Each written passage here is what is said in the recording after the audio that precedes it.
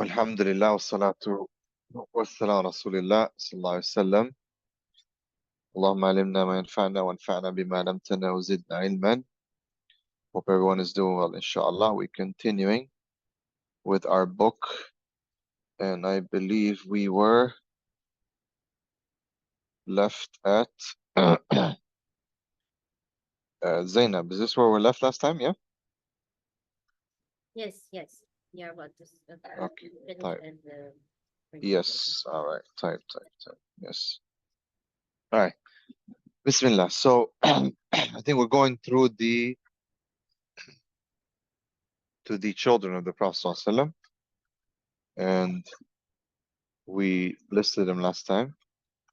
And this is Zainab radiallahu anh. And this is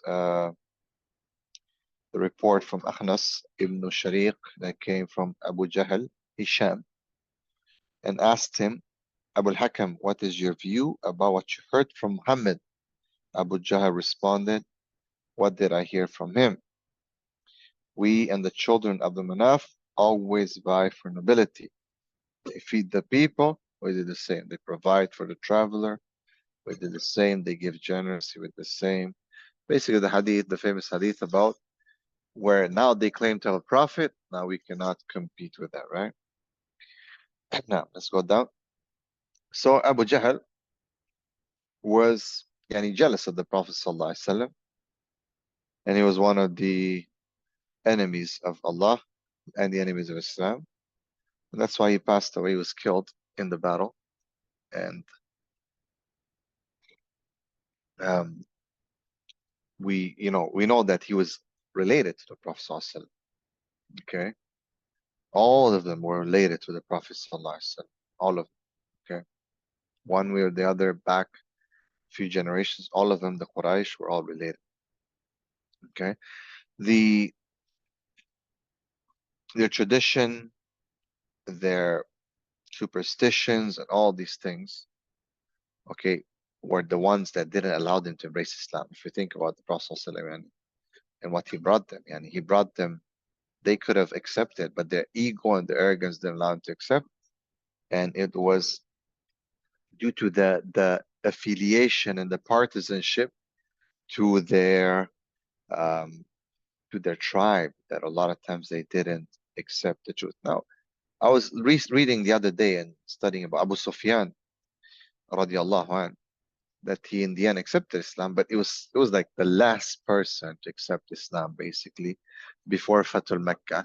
And during Fatul Mecca, okay, during Fatul Mecca, Abu Sufyan accepts. Abu Sufyan was a political leader, okay, he's a very proud man. Even one could argue that his acceptance of Islam is not even was that sincere, was mostly politically motivated. Okay, Allah knows best. Abu Jahl was like, it was the Fir'aun of this ummah, he was just one of the most evil men. Now, let's go down.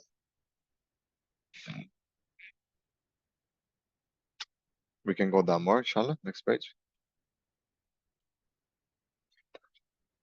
Now, the introduction is to give the life of Zainab with her husband, Abu al-As. And Abu al-As, if you know who he is, you will see that he was obviously from the Mushrikeen. And she was born 10 years before her father was commissioned as a prophet. So the Prophet ﷺ was commissioned at 40. Therefore, Zainab was born when he was 30. Okay? And obviously, she was the daughter of who? Of Khadija radiallahu anha. Yeah? She was the daughter of Khadija radiallahu anha. Okay? Now, she was the first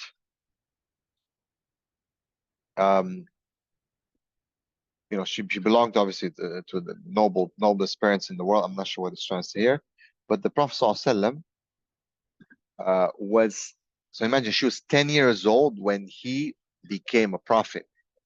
So she was a child and she accepted Islam, obviously accepted her father's message at the age of 10. Go down. We also know that Ali radiallahu anh was very, very young when he accepted Islam. So actually, he was considered a child when the Prophet ﷺ was 40. The Ali radiallahu anhu was very young. He was very, very young. So they say, the ulama say that he was the first child to embrace Islam. Well, the first woman to embrace Islam was Khadija. And they argue, and who was the first person to accept Islam? And the scholar said that actually they both embraced Islam around the same time. Okay, the Ali, the youngest, the first child, and Khadija was the first woman. Yeah, but most likely, Annie, Khadija was the first one out of everyone to embrace Islam. Okay, was the first point of contact when he reached home. But Ali was born. I mean, sorry, was raised in the household of the Prophet ﷺ. Now, okay, so she let's go down. We know her mother's was Khadija. Okay, let's go down. Now, now,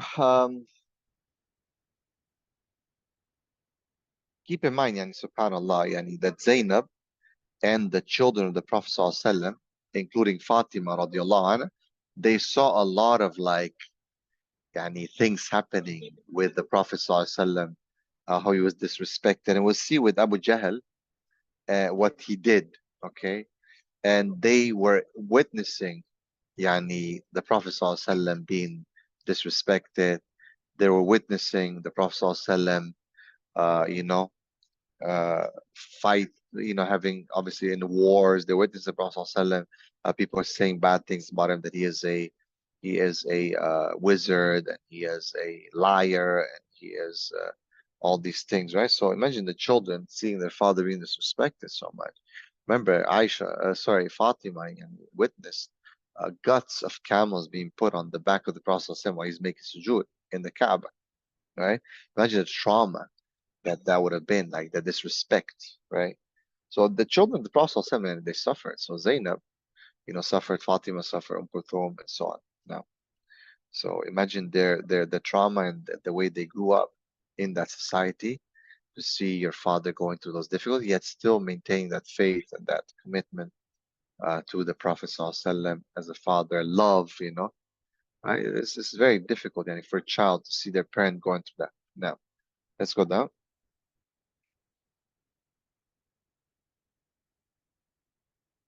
Now, looking at the mother, Khadija radiallahu anha, imagine, you know, Khadija was one of the best women, right? We know that the Prophet ﷺ said that. The Prophet ﷺ in the hadith yani, puts her at the level of like, yani, basically, Maryam alayhi salam and Asiya in some yani, narrations, right?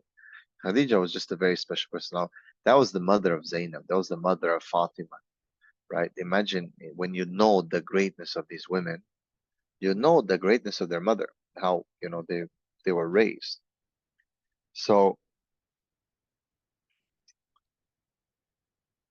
they were, you know, the importance of having a mother raising her daughter, teaching her how to be a woman, teaching her how to be feminine, teaching her how to be kind and righteous, teaching her how to fear Allah, right? Teaching her, you know, Fatima was an amazing wife to Ali radiallahu anh, okay? He was one of the most amazing women. Fatima is like a flower. She's a Zahra, right? But look at her mother, and look at you know, we learned here lessons and for women who have daughters, right? How difficult it is to deal with your daughter, how difficult it is to raise her, how difficult it is to, you know, to try to manage her. It's very difficult, right? But the reward is so huge. I feel like today, sadly, fathers and mothers, you know, they have a very hard time with daughters. Very, very difficult to raise daughters. Maybe that's why the Prophet ﷺ, he knew, and that's why the reward that was yani, given for a man who can raise three daughters and educate them in the deen and so on will be Jannah, and then two, and even one, as the hadith goes. Because they knew how, you know, Prophet knew how difficult this task could be. I'm not sure how many have daughters, but I do, and Allah is very difficult. It's so much easier to raise a boy, you know. So, yes, this was Zainab. Let's go down. She was given to wet nurse, just like all the other people. Okay. She grew up into an adolescent, right? Her mother was training her, and she had a younger sister, which was Fatima, as we know. And Zainab would actually take in care of Fatima. Now, if something happens, okay, Zainab actually gets married to a mushrik. So let's look at the marriage proposal. Okay, what happens? Zainab will marry a mushrik. So when she was old enough for marriage, and we're thinking here, yani probably like she was maybe, so 10 years, the Prophet gets sent with Islam. She was very young, and you're talking about a teenager, okay? She was a teenager. So when she was old enough for marriage, her cousin, son of her maternal aunt, Abu al-As ibn Rabi'a, came forward asking for her hand in marriage. Okay, and she was very close to his aunt, and he was very close, right, to Khadija. And of course, they actually accepted that. Okay, now let's go down.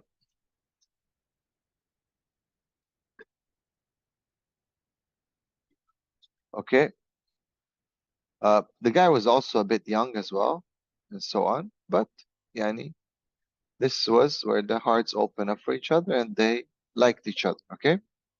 So as for Zainab hands and marriage, the Prophet ﷺ received them well and listened to him, and he basically treated him kindly, as Prophet was the kindest man, and they allowed to get married. Okay, the Prophet ﷺ visited his daughter Zainab and told her daughter, your cousin is interested in you. Okay, so what did she say? Let's go down. She had shyness because and she was a virgin. She didn't utter a word. Her face became red, but her heart and her body language gave it up, right? Like obviously that she was okay with it. Now compare that type of shyness to, actually I was talking about this today. Compare that type of shyness to women today. Sometimes they are the ones who might be away from the shyness, right? It's very beautiful when a woman's shy. It's very, very beautiful. It's something amazing when a woman has that type of shyness. It's almost like the society is trying to get women to lose this shyness. But women are very, very beautiful when they have this shyness. So the Prophet ﷺ understood, and she didn't have to say yes. That's why we know that the silence of the virgin and her body language, you can tell as a father whether your daughter is interested in marrying a certain man. Okay, when you ask her. Now, so what happened? Well, Zainab married Abu al-As, and they had happiness and love. They loved each other. He was a trader. He was very well placed among his people. He traveled. He would be away for Syria days and nights. And she would suffer, yani, being away from him. Okay. But this was their life, yeah. Now, it wasn't an arranged marriage. It was a proposal. And he proposed, right? And the Prophet ﷺ accepted. She saw him. She knew him because they were to an extent related. Okay. They were to an extent related. Now, let's go down.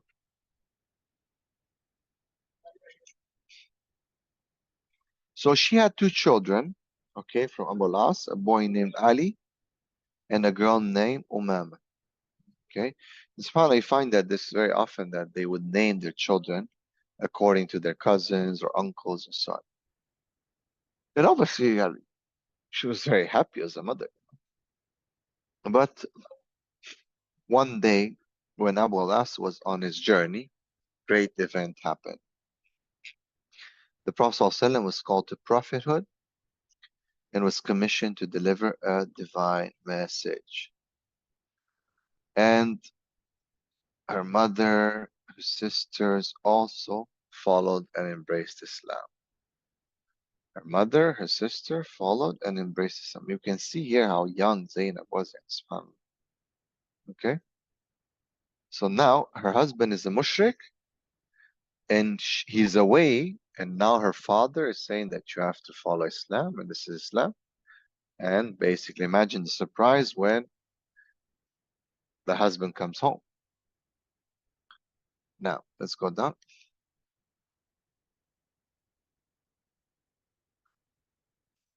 So, what happened? Now, they loved each other, they had two children. How come these days people will stay for a lease? But there's an ideological, theological change. Yes, when he married Zainab, he was a Muslim. Yes. So, when he found out, he said, by Allah, I have nothing against your father, and nothing is dearer to me than following the same path with you, my dear. But I hate that people should say that I have disappointed my clan by disbelieving in the deities of my ancestors in order to please my wife. You see here the arrogance. Okay, that's not a man. Like, alhamdulillah, we talk about a man being a leader. We talk about a man being strong. We talk about a man, being obviously the imam of the household, and he shouldn't just like listen to his wife for whatever reason. And sometimes she cries and this, and then she wants this and that. No, he has to hold his ground and not be manipulated by her. But look at the arrogance, Yani. He is saying, I don't want people to think that, oh, I'm following my wife. Yani. If your wife says something true and you don't listen to it, then this is dul, this is yani, craziness. If your wife has the truth on her tongue and she is following the truth, and you, out of arrogance, you decide to go the other way, then you will be punished. You'll be suffering, right? It's no ego. You have to. The truth is the truth. If your wife holds the truth, then you have to look at that and you have to follow the truth. Okay? So he said, can you please excuse me? Then they then embraced each other. Like they loved each other. Suddenly they separated as if a barrier had been erected between them. On that night, none of them slept, neither did they sleep on subsequent nights. The atmosphere was filled with anxiety, sorrow, and caution. Their bliss had been turned to hell. Okay, so things were changing now. Okay, there's emotions between them. Things were not, they're not as they used to be now. Why? Because of deen. And deen was separate between people. The haqq will separate between people, as Allah tells us in the Quran, that they did not differ till hatta tatiyahumul bayina, till the bayina came to them. Right? In Surah Al-Bayina, we know that that's when they differed. When things are clear, you know what's right, we know what's wrong. Now people start polarizing, right? Let's go down.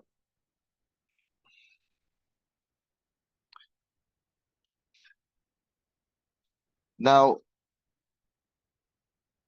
the preserving believer. Now, the persecution of the Prophet ﷺ, the early Muslims became more severe.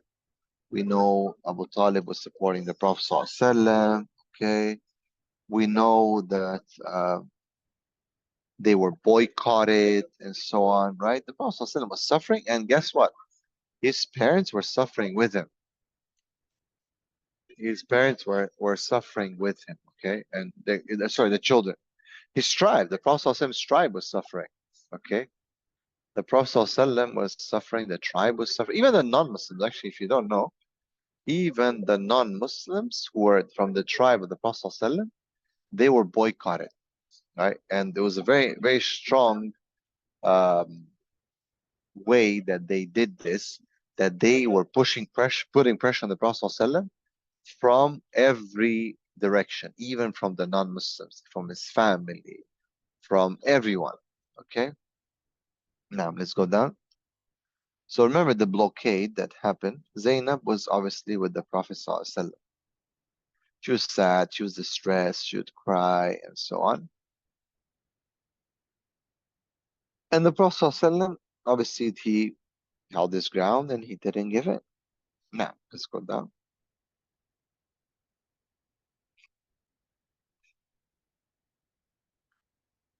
Now, those who persecuted Muslims, they are a group of people. And the most notorious ones was Abu Jahl, Amr ibn Hisham. His name was Amr ibn Hisham. One day he said, "O Quraysh, Muhammad has brought what you have seen of insulting your house, abusing your deities, and disrespecting your ancestors. I'm therefore making a covenant to Allah that tomorrow I will carry a heavy rock, and when he prostrates his prayer, I will crush his head with it. Then, if you like, you can surrender me to justice or protect me." And members of Abdul Manaf clan would do whatever they like. Now, because if he wanted to kill the Prophet ﷺ. Okay, let's go down. So the Prophet ﷺ went to perform the prayer,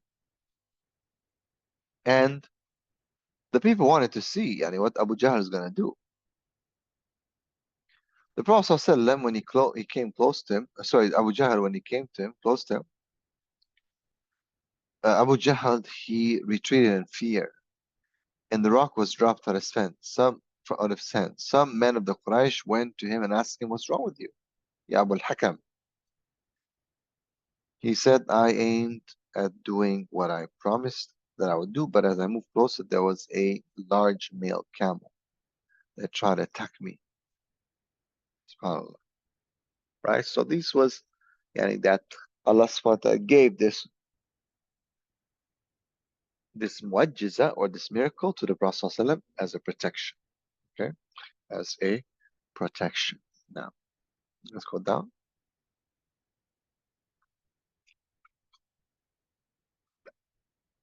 We know that after that blockade, the Khadija radiallahu anha, she died.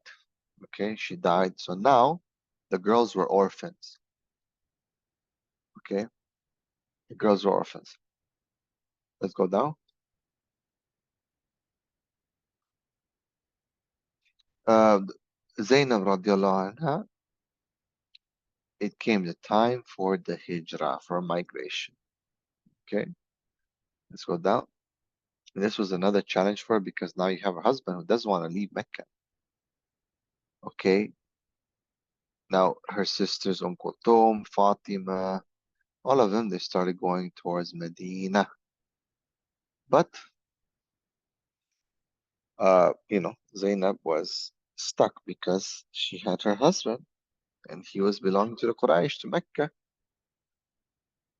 Allah subhanahu wa ta'ala says, they ask you about concerning the sacred months, fighting it. Okay, and it's verse 7, 11, and 12. These are the dates. Say, fighting in them is a great transgression, but as great transgression with Allah is to prevent mankind from following the way of Allah and preventing them from Islam. This is one of the greatest transgression. Okay, and the access to Masjid al-Haram. These are the greatest things. Let's go down. And to drive them out of there. Allah subhanahu wa ta'ala says that within it's being given permission in Surah 22. Okay, to fight.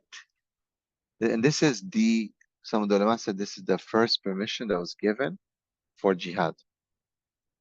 Okay, this is the first permission. Finally, permission is given. This was the first permission for jihad.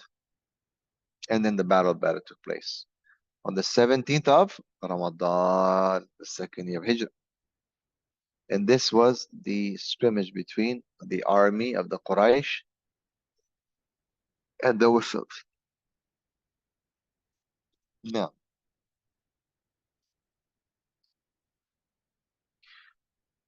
let's go down.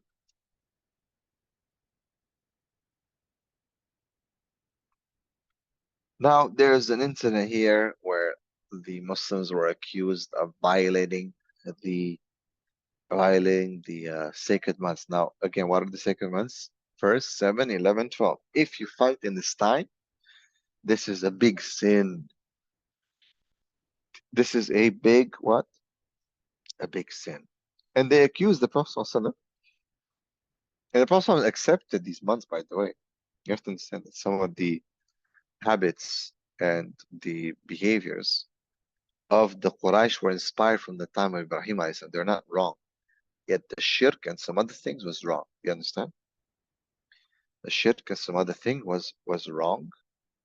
While, for example, Safa and Marwa, it was still done from before, but they used to have two idols on each top, and they used to run between these idols. Now there is now it's just Safa and Marwa. Okay, so you understand? So now these are some of the things that were not any changed. They removed the idols, Safa and Marwa, Safa and Marwa. Okay.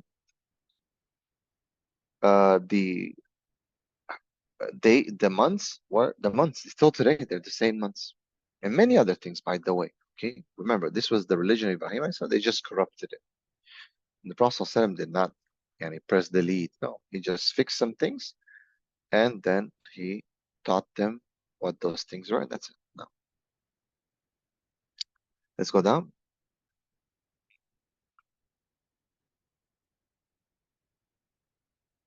So the Battle of Badr was given permission to fight. We know what happened. The caravan of Abu Sufyan, 313 people, right? These were the soldiers. The people of Badr, you have to understand, they were the best of Sahaba, okay? The people of Badr are the best people, to the point the Prophet ﷺ said, it might be perhaps that Allah has looked at the people of Badr and He has forgiven them all their sins, okay? The ulama also say that the angels who participate in Badr are also the best angels. Okay, that's how important. That was the first battle in the history of Islam. The first battle in the history of Islam. Now, let's go down.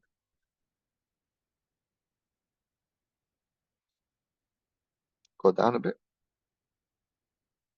Now,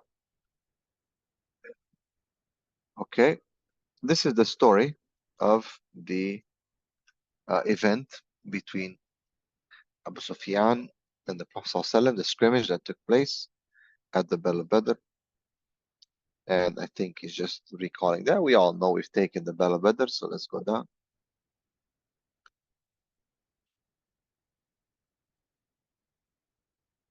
Now,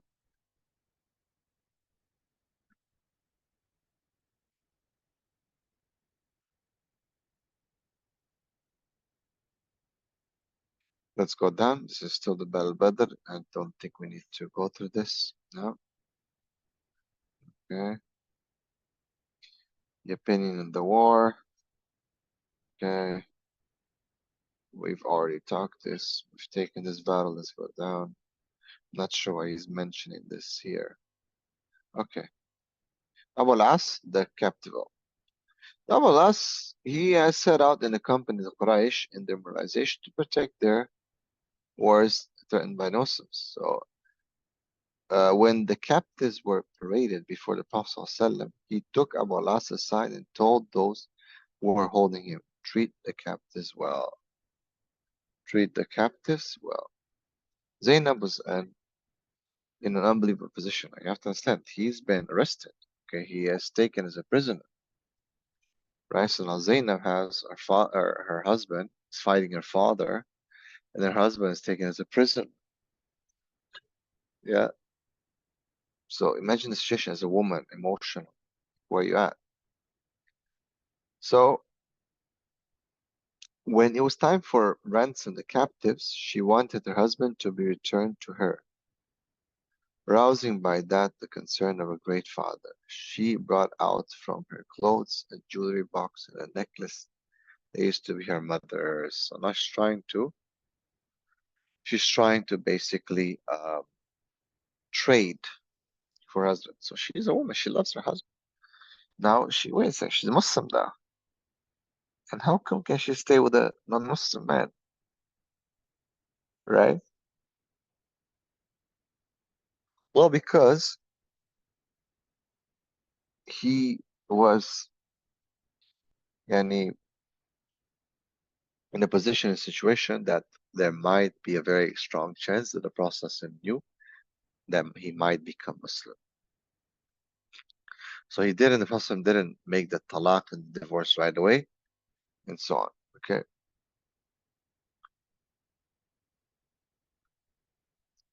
Now let's go down. She got the jewelry box, she got things for her mom, and the Prophet, when she saw the necklace, she saw the clothes, she saw things, he had this extreme passion, right? He remembered. He remembered his beloved. Now, let's go down.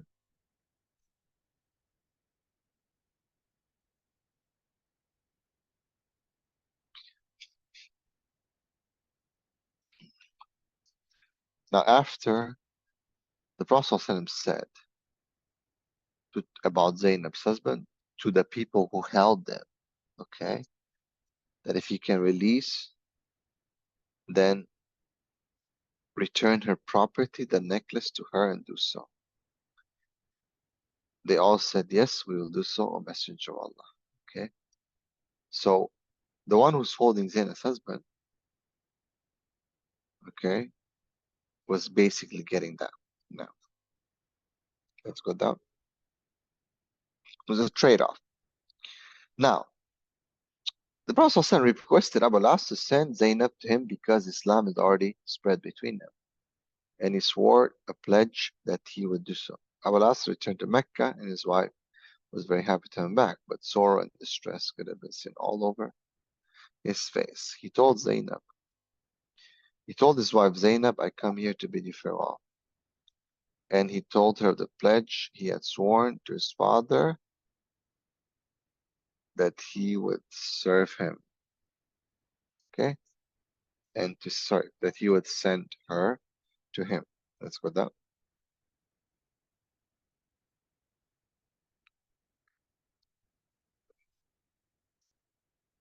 So what happened is now she's doing hijrah.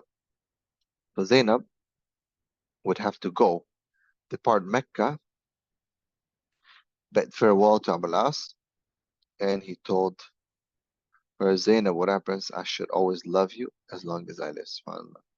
Your ghost shall forever continue to fill the house that had witnessed the sweetest and the most pleasant days of our life. So he loved her and she loved her. You can say it's a beautiful, romantic, loving, event. Okay. But subhanAllah, she didn't say, no, I'm gonna stay with my husband. I love him. She sacrificed for the deen over her love. Deen over her love, guys. It's a very important story. Okay. For a lot of people who don't know what that means. They take everything before the deen. Okay, but the Prophet ﷺ, and he told her, come. She understood it. Halas, she's coming. Deen. Okay. Now what happened is Zainab left Mecca, and the Quraysh accosted her on the way and returned her to Mecca. So they kind of like messed up the whole thing. She was sad, she was terrified, she was pregnant, she was bleeding. Okay. Abu al-As gave her protection in his house and took her until she regained some of her health and strength. One day he seized upon Quraysh's intention and sent her out of Mecca in the company of his brother Kinan until she was safely brought to the Prophet sallallahu alaihi wasallam. Now let's go down.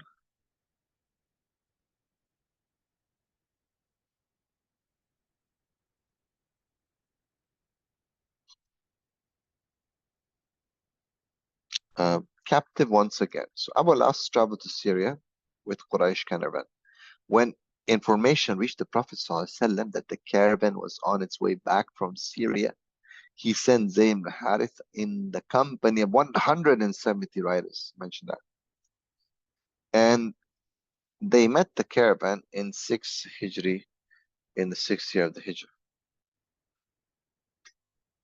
Right? Let's go down. Now what happened is that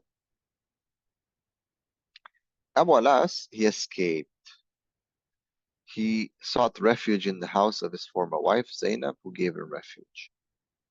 Okay, it was in the night. When the Prophet ﷺ finished the prayer, Zainab stood up and called out, interceding on behalf of her former husband. I have given him protection to Abu Al-As, Ibn Rabi'. So she's now protecting him using her name. Right? The Prophet ﷺ said, O people, did you hear what I have just heard?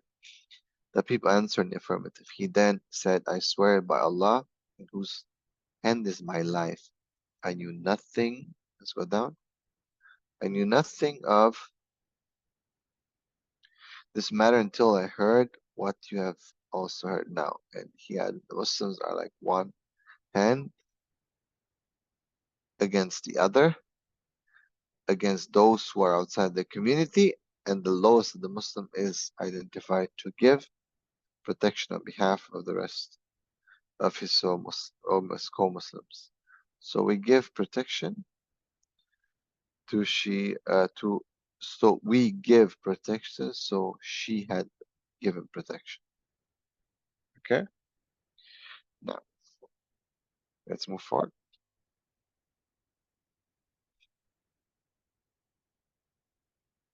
When the Prophet ﷺ returned home, his daughter Zainab came to him and requested Abu al-As should be given back what was taken from him. He agreed, but warned her that she should not allow him to have any marital intercourse with her because she was not lawful for him as long as she's still a polytheist. And here we can see how the ulama have taken the ahkam, right? They've taken the ahkam from, for example, okay, can a woman marry a non-Muslim man? No, it cannot. Can she get married? No, they cannot. And so on and so forth. So it is a bias based on what these people follow because they do not follow what we follow. Okay? No. Go down.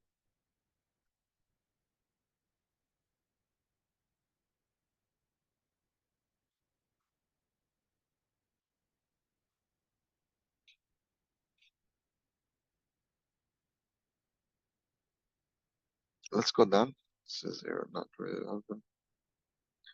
No. Okay?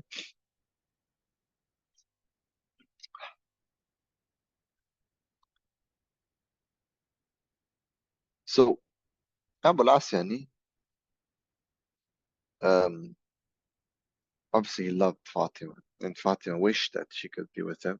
He wished that she could be with, he could be with, but his ego would not allow him to embrace Islam. Right? Why? Because of this whole tribalism and so on. So now Zainab was still uh, Zainab bought Abu al-As in, brought him in, fed him, offered him a seat, and gave him all that could make him comfortable, relaxed, in spite of having regained some peace of mind. Abu al-As was still anxious and afraid that he could utter only a few words.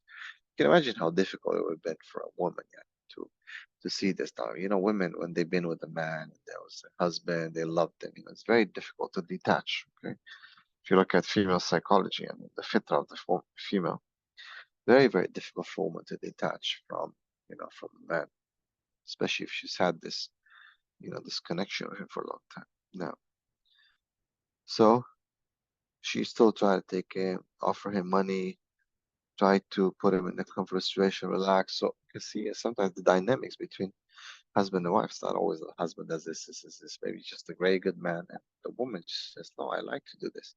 This is great." She loves it. She does it from the heart. Okay.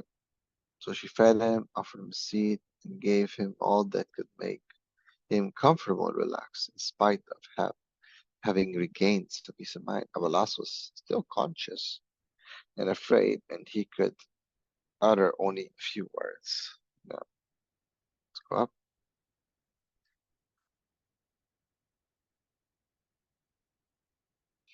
Now, Zainab knew that he had to come to seek her protection and shelter and to intercede. with her father on her behalf. She assured him that if Allah willed, he would do what would alleviate his suffering and doubts. So, mashallah, very, very committed, especially, in this. So, when Abu Alas felt that he could attain security in Medina and that the Prophet ﷺ provided refuge, shelter for him, and he experienced the quality of magnetism and truthfulness that Islam possesses, he realized that the blind state of ignorance in which he was living had misled him for a long time. Because we get so used to it, right? If you're in a place, just you keep taking the same substance and it gets water, but it's rusty water, right? At some point, it's going to affect you. At some point, is going to affect you. Now, we have to put ourselves under certain situations that we can deal with this rejection and with this effect. We have to.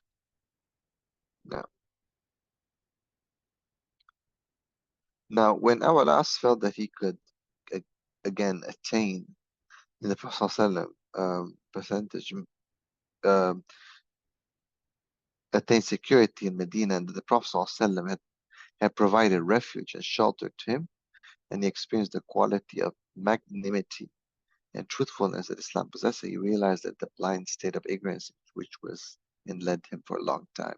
He also realized that Zainab's love for him and his love for her were first rooted in the hearts of both of them. Okay? So when he realized all this, he wanted to enter into the fold of Islam. Until then, look how much they suffered. There's only a time the Prophet finally opens up and says, okay, now you can come back to my daughter. Islam? Okay, hello, sahlan. No Islam? Never. No way. We got now women marrying non-Muslim men. SubhanAllah. Imagine that. But this man wanted to enter the fold of Islam. He understood what is at stake. He understood. You have to also understand that some people did it because it was very, very convenient. And some people fell out of it. Okay? It's just very, very convenient. You have to understand this. Now, let's go down.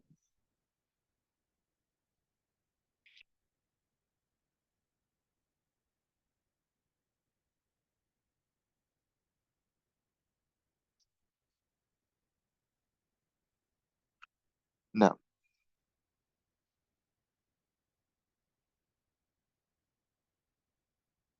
now he was very, very worried about that. His proclamation of faith will be attributed to someone who had issues or influence of pressure or so on. He just didn't want to feel like, okay, what's going on? He would not allow anyone in Mecca to claim that he accepted Islam for the love of this life and fear or death or anything like that. He resolved to proclaim his Islam in the ability, this assemblies of Mecca and in front of all students. Sundry. There was other issues that attracted his concern. He had properties of people in his trust now. If he remained in Medina and announced Islam there, people would say that he wanted to escape. Right? He is a coward. That's the worst accusation. He is a coward. Now let's go down.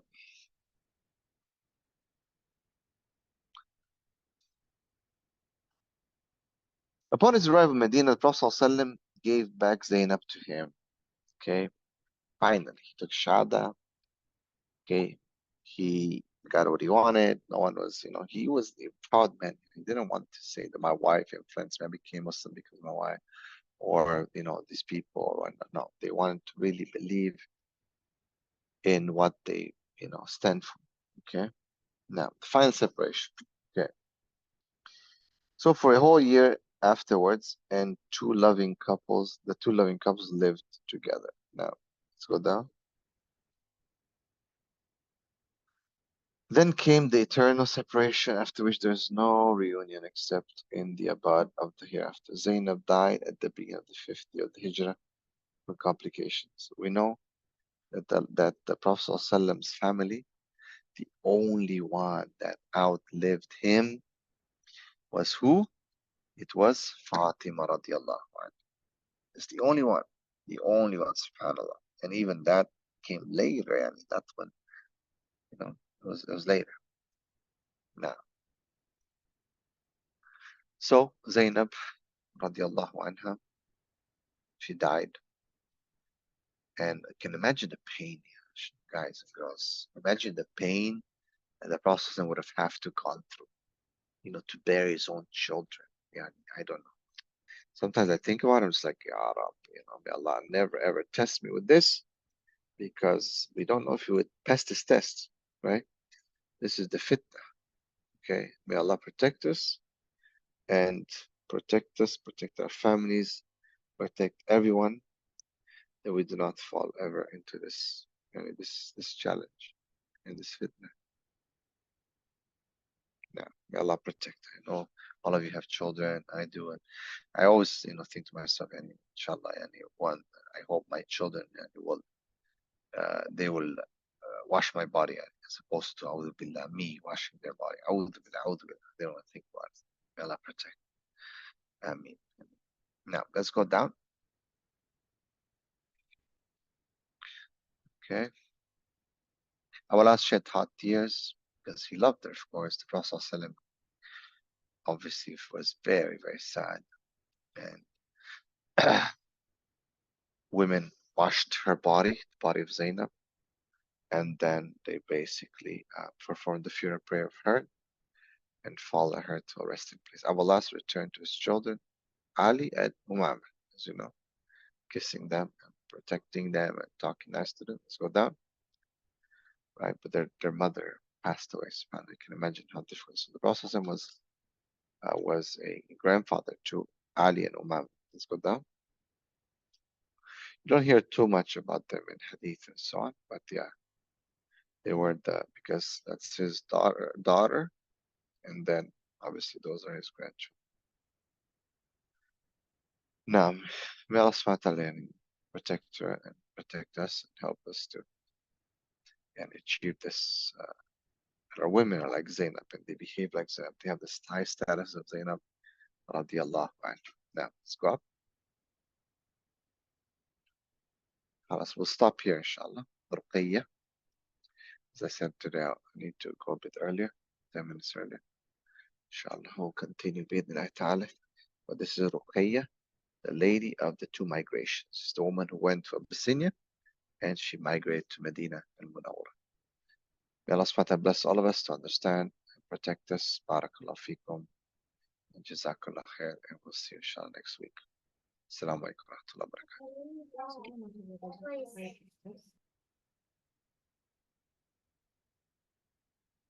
وإياكم. جزاك الله خير.